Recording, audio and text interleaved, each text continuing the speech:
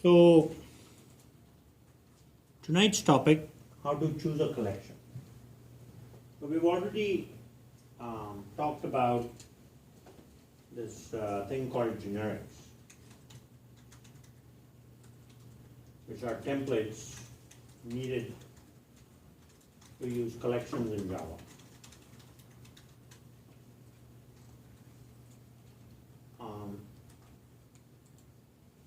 So collections are data structures. Collection is a way of organizing memory. And I want to give you guys a strategy for choosing collections.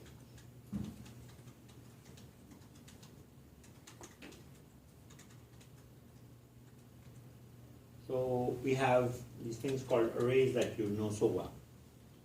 But that's not a collection. That's also not a real way of using data structures. Arrays are never used. Arrays are contiguous. You understand this term? The memory is like one big block. It's all continuous, right? Contiguous. And cannot be resized. You cannot change, you cannot increase the size of an array easily. Or even, you just cannot change it. That's why this data structure is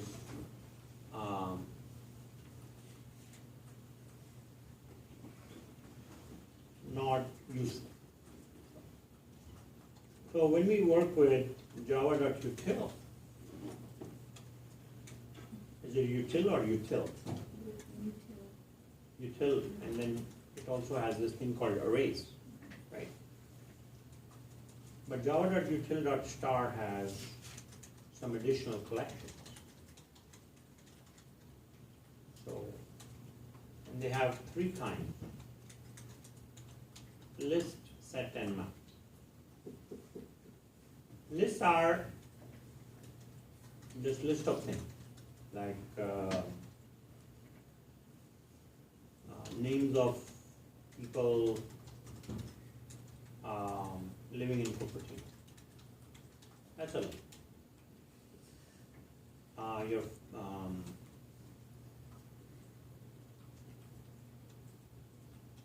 set is also a list of things, but unique, right? So if I have a set of things, I'll have all unique, like California states, US states.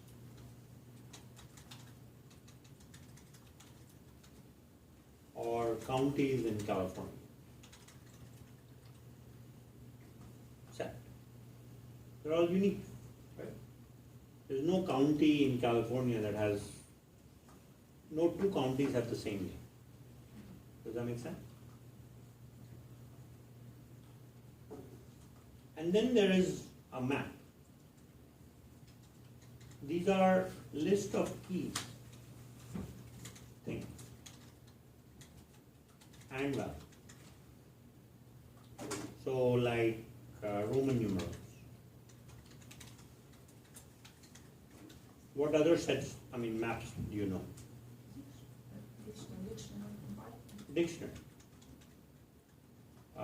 Dictionary meaning word and meaning.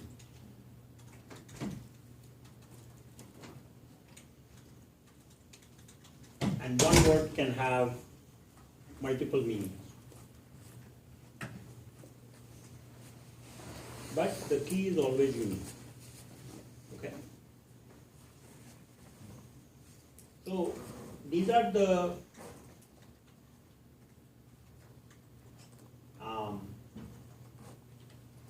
three main type of data structures from a usage perspective, of maybe from a way that you organize memory. Okay? Now, list can be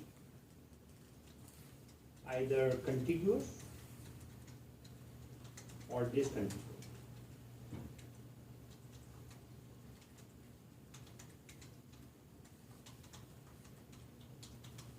So contiguous because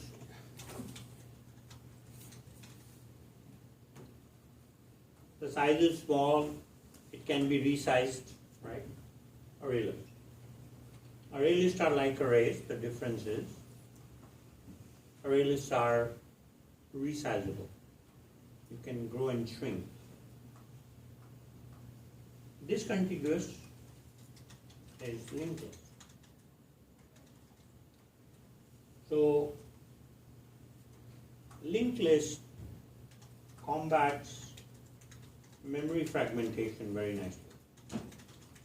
In case of a array list, when you increase the size, if the size cannot be extended where the array list is located, array list contents have to be moved to a newer location before it can be resized.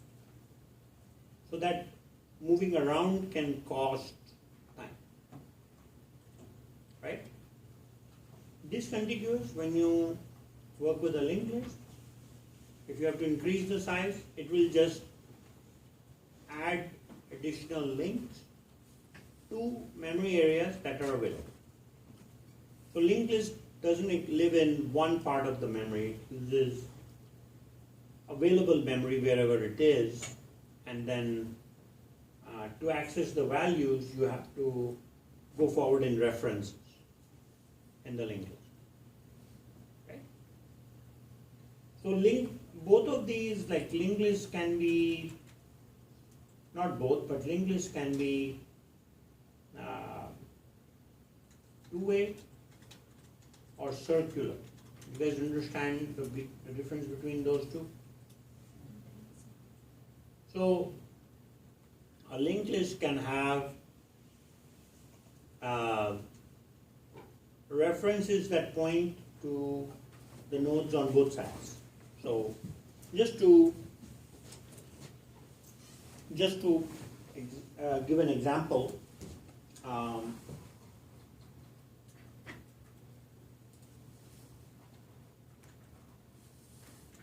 I guess maybe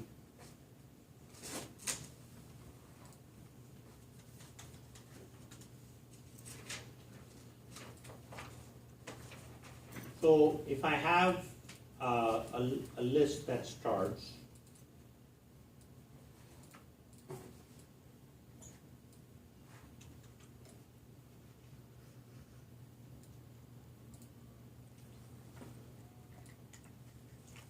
and so if the nodes point both ways, right? And this is the head.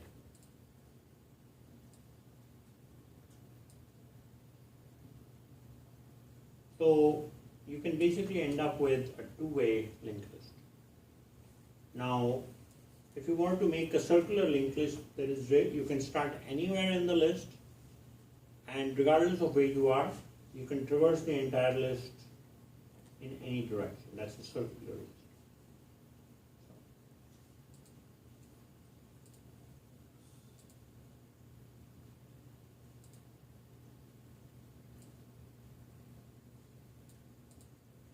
So these implementations are done inside the APIs in Java. That's what we're talking about tonight. Okay. Then we have set.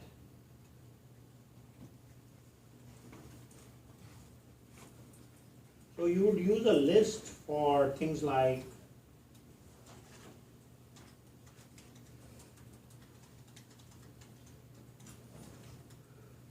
lists are used for small size memory requirement.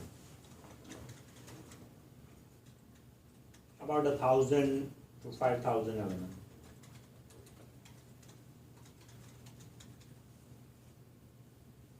And you still have the overhead of sorting, and you can apply things like sequential search or binary search.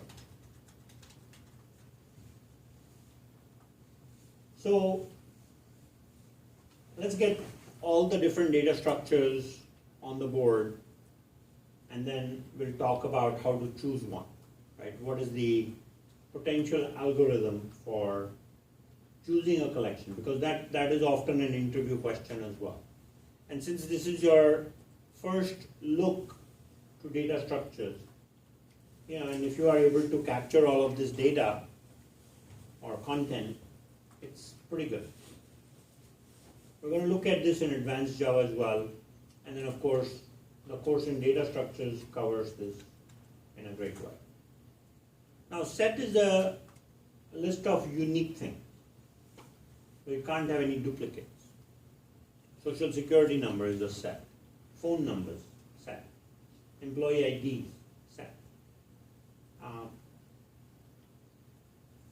So sets can be very large.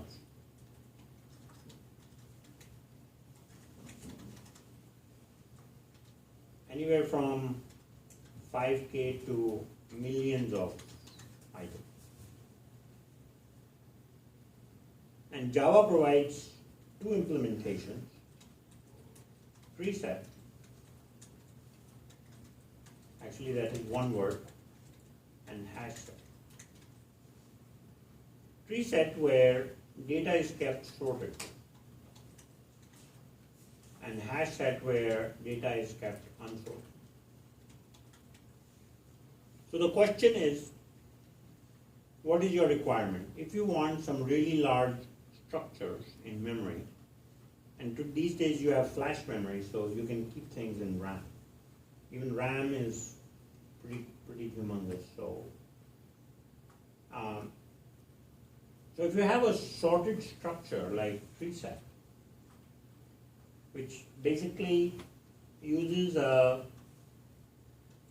binary tree, and it is sorted, which means that every time a value is inserted, it has to be moved, things have to be moved around to make sure that the tree is sorted. Hash set, things are unsorted. And the search is really fast. Meaning, the hashing algorithm that is implemented in the API can ensure that things can be found with like one or two lookups, which is much faster than sequential search or binary search. Are you guys familiar with binary search?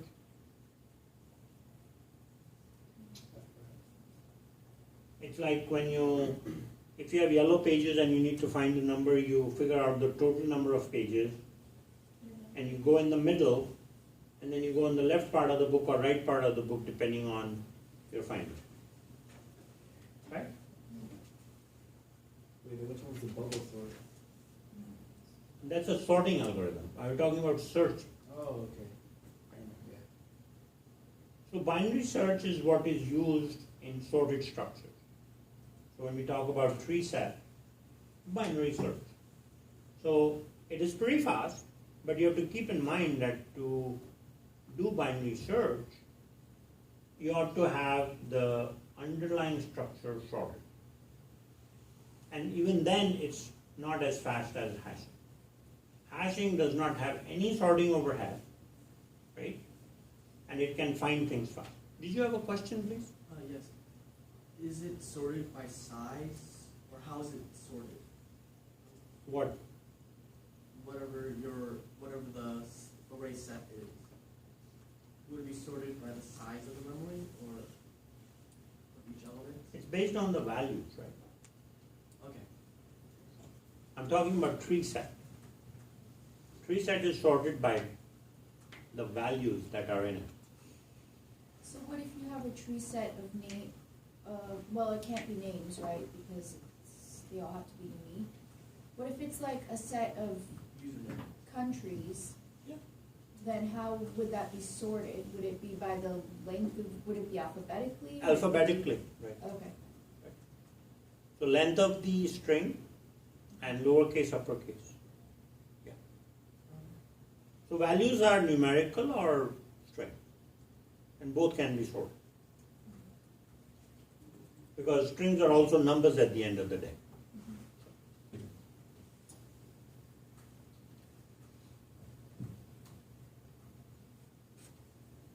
So there is a question on how hashing is so fast, right? I want to leave that for Monday. Hashing is this black box, and you tell it the value,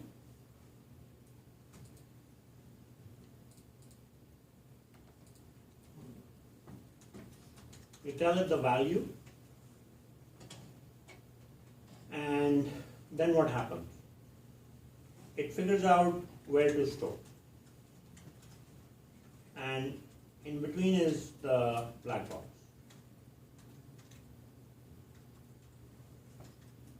Now generally the black box hashing algorithm that we teach in data structure courses is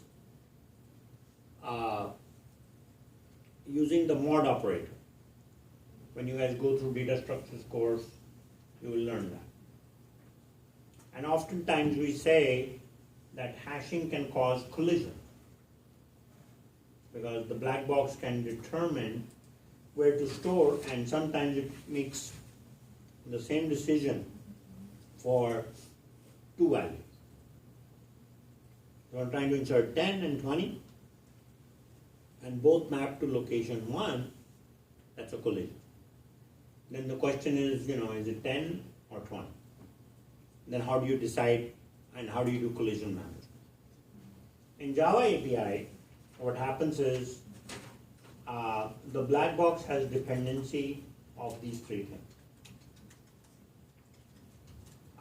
Number of items in data structure that is being used, meaning the size, the value,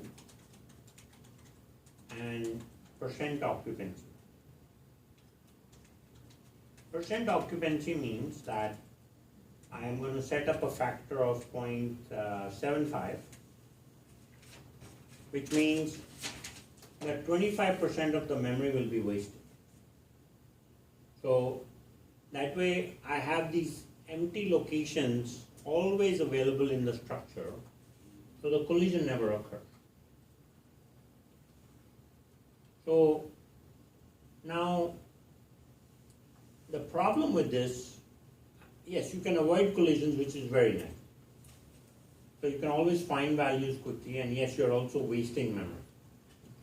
How many times do you need to resize your data structure because your requirements change? You might say I have 1 million customers today, and I want to now grow to 5 million. When you start writing the program, you cannot allocate memory for 5 million customers when you don't have them, so you're wasting memory. But if you end up changing the size, all the values need to be rehashed. And this is not to say that you run the program, you shut it down, and you run again. Well, when you run again, obviously new memory is allocated and we're okay. We're talking about resizing in the same JVM, in the same process.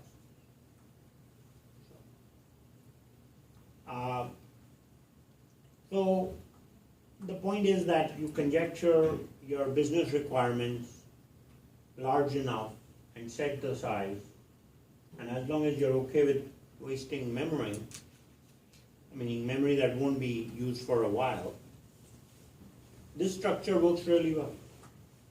So now you're looking at the search for items that are posted on eBay in a structure that is hashed. So if you are searching on items like iPad battery, so the keys are created and hashed. So when you search for those items, everything shows up. I think in the next advanced Java course, we should talk about how to build a good search engine. Maybe instead of writing the apps that we are writing these days, maybe we should write a search engine. Maybe you guys can do that for LabNet. So like you have Twitter, right? You hashtag things. So how can you, with a single collection like hashing, create a multi-dimensional search structure? I have to talk to you guys about search. And we can look at Google search. One text field has changed the world. The user experience, the order in which those words are put. It's fantastic algorithmically to think about. So anyway, I'm talking about tree set and hash set. Hash sets are really nice, awesome for usage, for searching things fast. Anytime size is really large and the requirement is that you need to find things fast, hashing. So let's talk about one more pattern. Often when you think of collection, you think of creating, meaning adding records, reading, updating, and deleting. So this is an acronym that is used for representing all the operations you can do on data structure. Okay? So now when we start to determine which collection we are going to use, we start looking at the relative velocity of these. And let's decide which one is the first thing we must do. To search anything, you must create or insert, right? Then you read. It's only after reading, it's only after finding, you can update something. Or, for that matter, delete something. You can't delete something you can't find. So these relative usage is very important. So we can actually forget about update and delete, because update and delete is greater than read, because you have to be able to find to update, you have to be able to find to delete. So we can start looking at the relative velocity of create and read. So when we say read, we also mean update and delete. So what am I talking about relative velocity? This sounds like a very nice term. Let's look at the phone book, right? Do you call people more than inserting new records? Do some analysis. Go back and check your phone bill, right, for the last 6 months.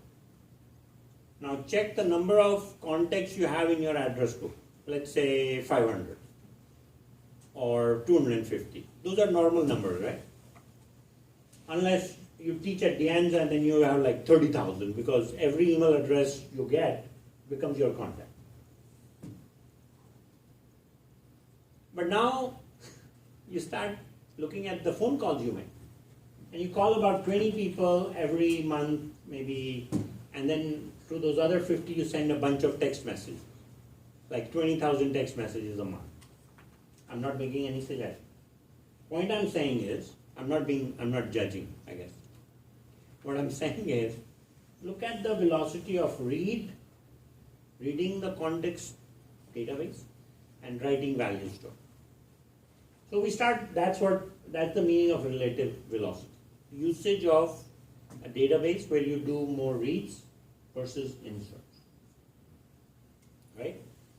Those elements are foundational to figuring out which collection to use. So if I'm doing more searches in a very large data set and less number of inserts, I'm going to use a hash set. And is there a need where I need to keep a sorted structure? Yeah. I mean, if I need to print the yellow pages to distribute to the world, like if let's say every city was still doing that, are they? Yeah, unfortunately. Okay. So, Not every city. but okay, it's happening. I heard one person say it. I got yellow pages in my city as well. But that was like once every 2 years or once a year, whatever. But before they used to do it once a month, right? All the trees and so on. Yeah, those were the days. No, I mean, before internet. it's way back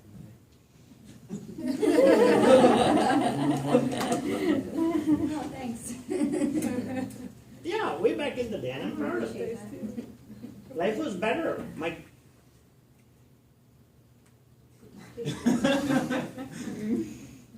I'm not gonna say it. Because we'll go off the track.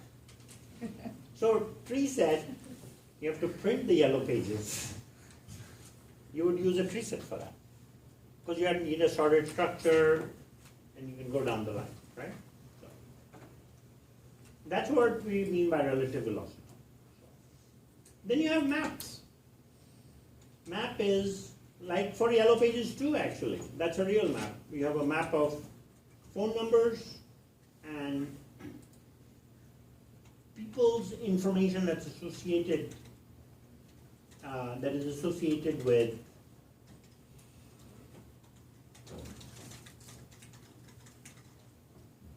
phone number. So phone number is the key, it's unique. So we have tree map and we have hash map.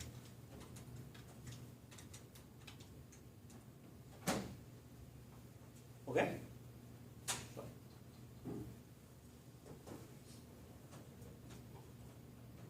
So these are the 6 collections or data structures I'm requesting you to get to know. So I want to cover a few examples so you can know how each one of these work. Like how to use an array list, how to use a linked list, and so on. Now, how do you decide which collection to use for what? So the determination is done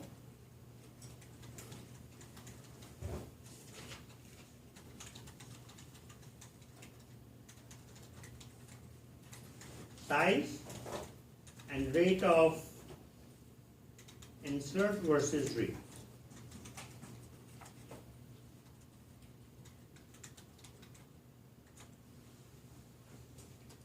Those are at least the 2 factors. Because if you're going to insert versus read and then size. So if the size is small, like your phone book, 250 entries, it doesn't matter. But if you have 30,000 entries and you're syncing your phone with email and calendar, because contacts are available, whichever apps contacts are available in, right? If you have to start syncing between those, then you have to be careful about the collection size. And also the magnitude of usage. I mean, if you think of Gmail contacts, and how many Gmail users are there? Right? So now we have to, how do you tackle the memory for each contact database for each Gmail user? See, that's a big data problem. So these are things that designers think about before deciding which collection to use. Now, data structures wise, like I said, life is really easy because we can go and just look in java.util and we can find APIs to use for all of these.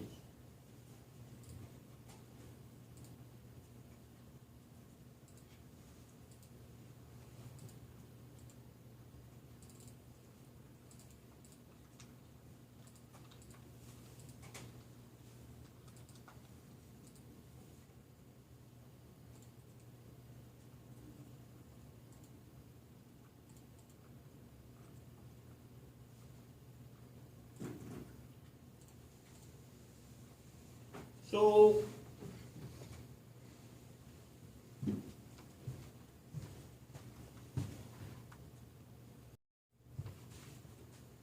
working with data structures, the actual implementation. If you have array lists, right, we're going to use generics. So next time it would take long, you have to use an array. I would recommend just using an array list because it would take longer to populate an array or declare an array. So here is an array of strings, an array list of strings. And these little programs are shown so you can have some practice with using templates and data structures. So when I create an array, it has a default size. And the default size is defined in the API. Now, obviously you are interested in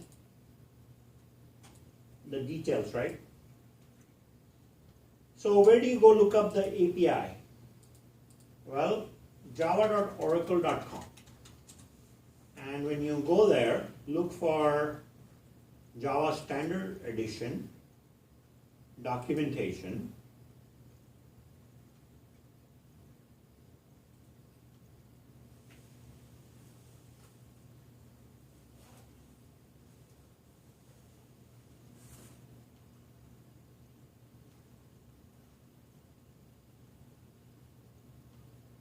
Oh, SC technical documentation. Sorry, it was right on the top.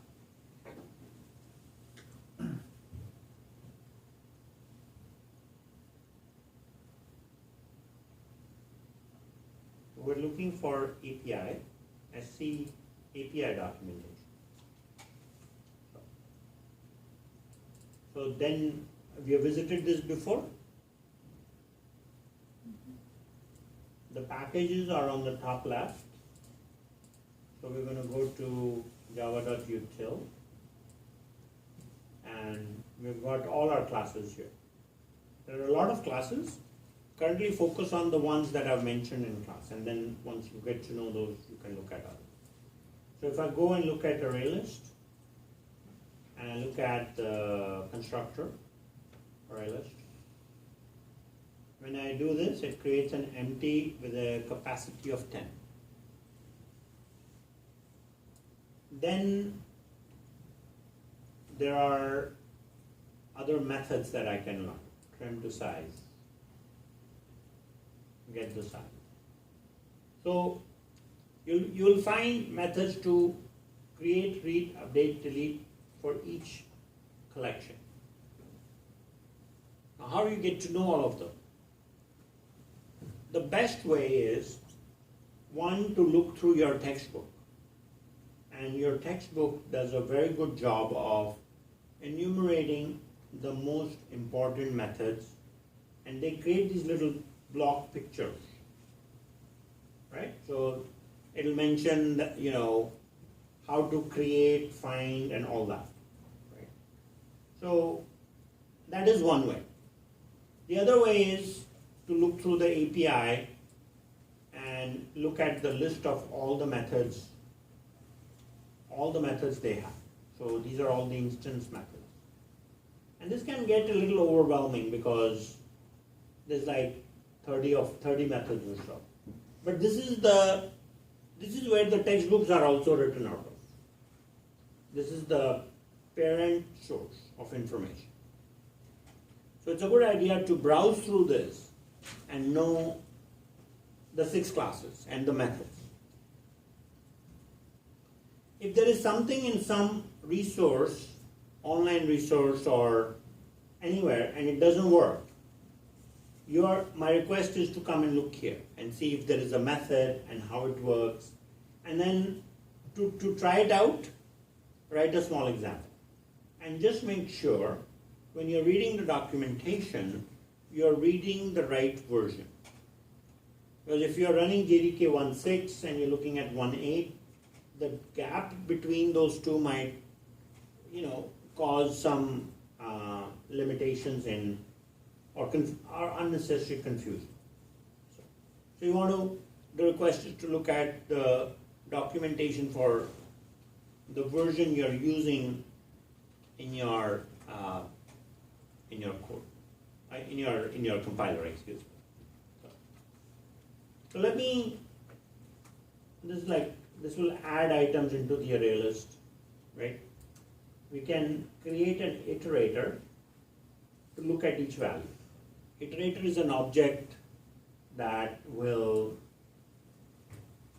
allow you to go through line, item by item in the array list and print out things. So it has two methods, has next and next. Next moves the reference forward or the pointer forward to the next node in the array list to get the value. And hash next tests if it's the end of the array.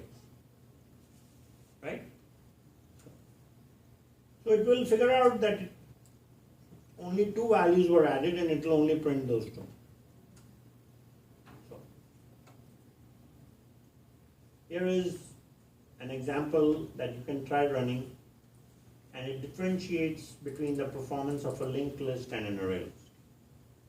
So this program basically is running a timer and trying to insert 10,000 or 100,000 elements of same type in an array list versus linked list. An array list takes so much time because it keeps increasing and moving. It increases and moves, increases and moves. Linked list does not. So it combats fragmentation rapidly. Okay? Another example. When you add elements to the end of the list, then array list is faster, linked list is slower. Why? Because the linked list is double ways, isn't it? No, linked list is you have to go through all the nodes to the end of the list to insert. Right? With array, you have an index, so you can get to the end very quickly. You can just number it and say, I know the size plus 1, go put it there. If I'm using a linked list, I have to go through all the nodes to the end of the list. And that's what is time consuming. And you should read these programs and run them as well, just for learning purposes. Yes? Question? So you don't have like for linked list, you don't have like an index, like to call it, no? It's links. Okay. So how would you call an element in a linked list? Yeah, that. You'll go through the nodes. It's like LinkedIn, right? If I'm connected to person A and A is connected to B and B is connected to C, I can't go to person C directly. I have to go through A and B. Oh. Okay. Does LinkedIn and linked list have something to do with each other? So I think so. You can't contact that person directly unless you have their no. email address, right? But traditional LinkedIn setup is through connections. Yes. So to add another element in the linked list, you would have to create a new node. Yeah. So In the end, and then maintain the links, but you'll do that in your data structures course when you manually create all those things. In this chapter, at least that we are covering, we are using the APIs, and APIs take care of that for you. okay. When you say add first, add last, and all that. So to add a object to the end of the list, I'm using add. Yes. So with a circular linked list, how does that work? Is there still like a beginning and an end? Or is there just, Yeah, like, you kind of think like of, there? there is a node pointer that you track, which is the begin and the end. And then you add, Right there. you break the links, you add, and so on. Okay.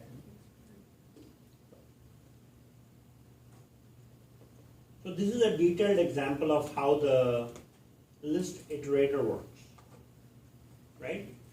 So one thing you can do is see that like this is an array, and then we create an array list, and then we set an iterator, and then this tells you a bunch of things, and there's a bunch of method calls here.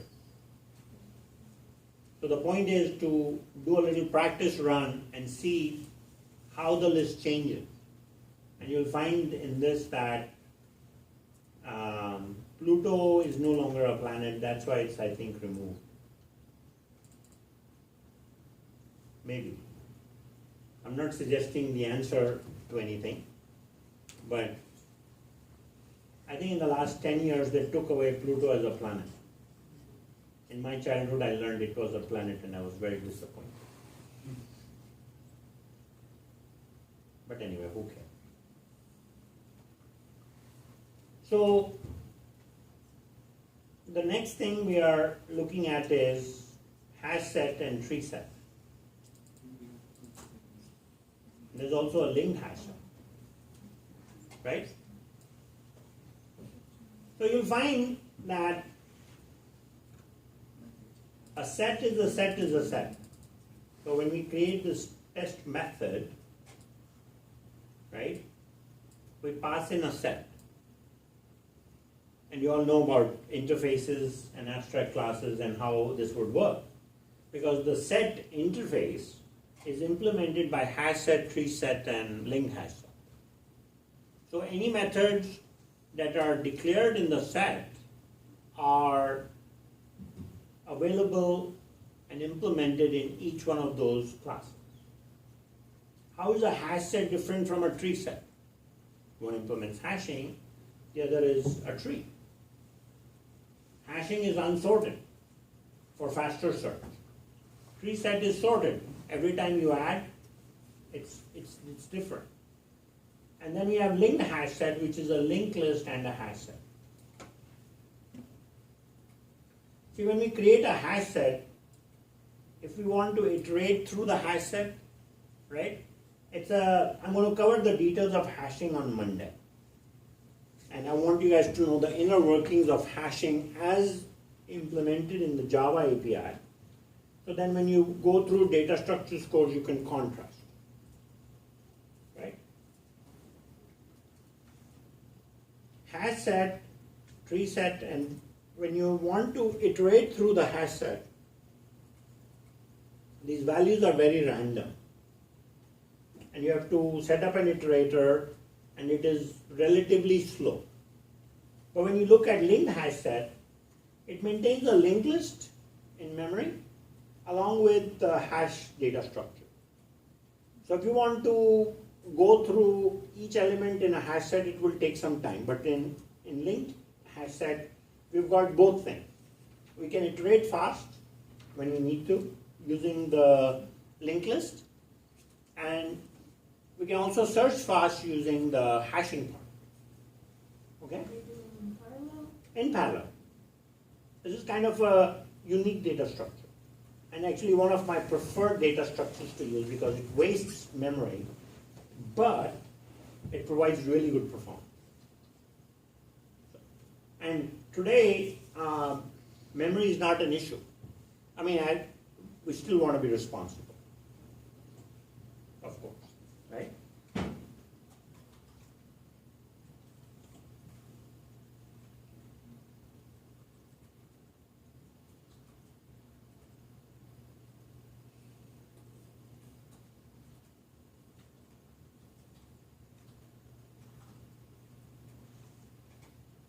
So this is worth running, and you guys might look at the search part.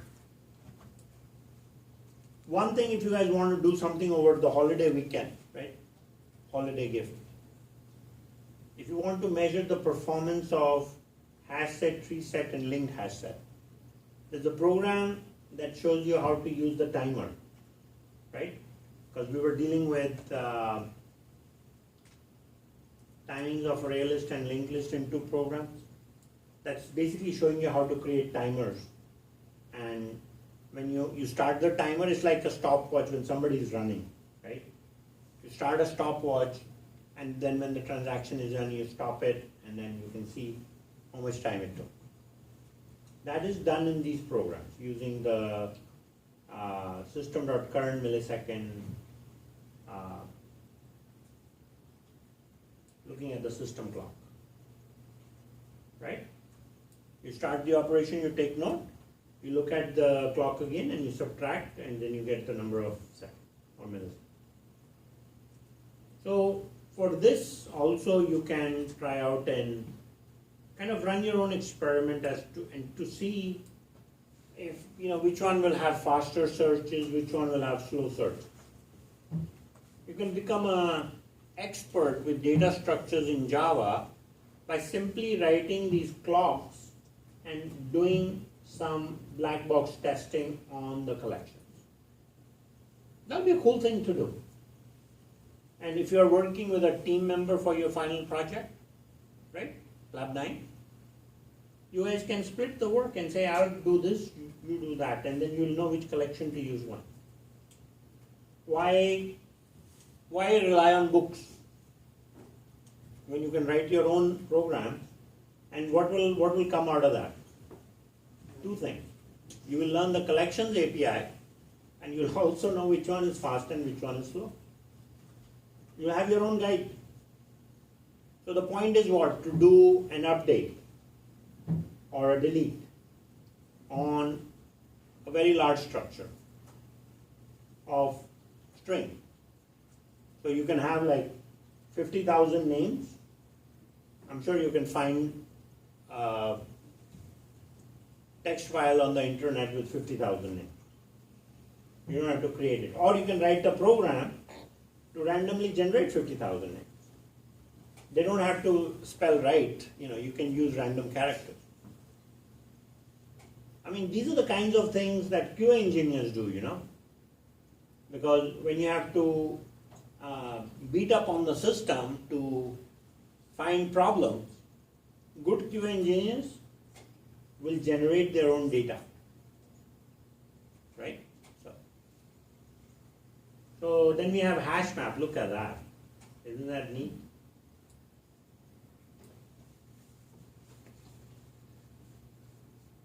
Student ID and your student record. Map. You use hashing for it.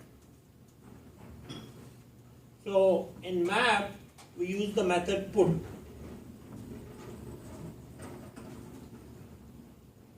This is a tree map. Tree map is sorted.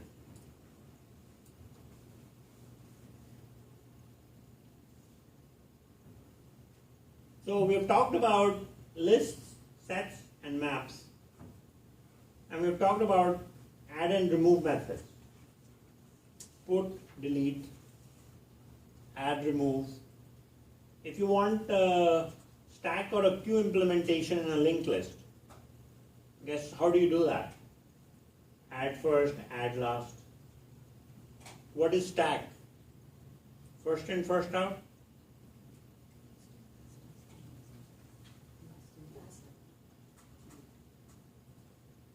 What is the stack? First in, last out. First in, last out. Or last in, first out. Both are the same thing. So will you, when you want to implement a stack, will you use the method add first or add last?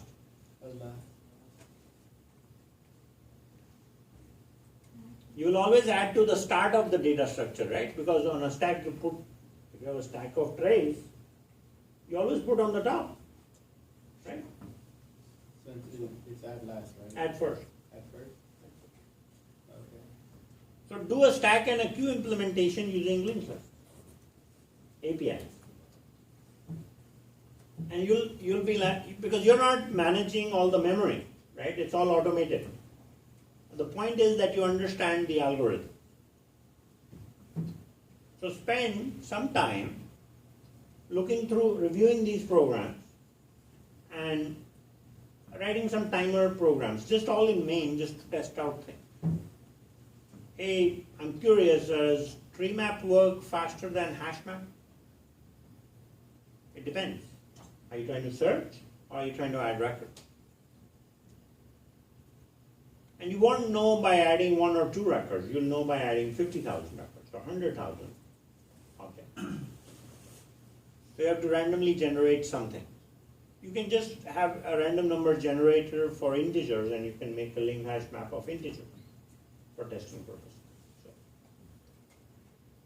So then I continue on giving you examples of linked hash map, and there's tons of those. Okay.